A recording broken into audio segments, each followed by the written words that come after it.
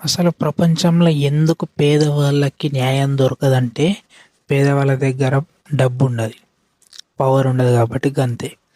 పేదవాళ్ళు ఎవరికి అవసరం లేదు, అందుకే వాళ్ళకి న్యాయం దొరకది. ఒకవేళ వాళ్ళ మీద పోలీస్ కేసు పెట్టినా మాట్లాడడానికి ఎవరు రారు, అండ్ ఏళ్ళన్నీ ఇరికియచ్చు అన్నట్టు అంతే.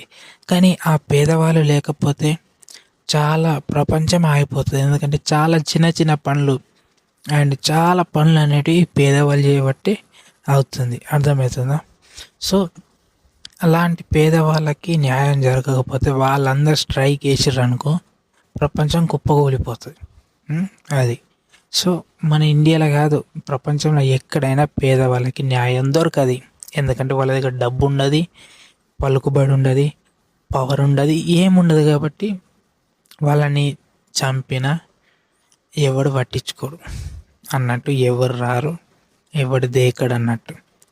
అందుకే ఇన్ని కిడ్నాప్లు, రేప్స్ అండ్ ట్రాఫికింగ్ ఇలా చాలా జరుగుతున్నాయి. మన ఇండియాలోనే కాదు, వేరే కంట్రీలో కూడా జరుగుతూనే ఉంటాయి. అంతే, అదంతది. సిస్టమ్ మారేంత వరకు జరుగుతూనే ఉంటుంది.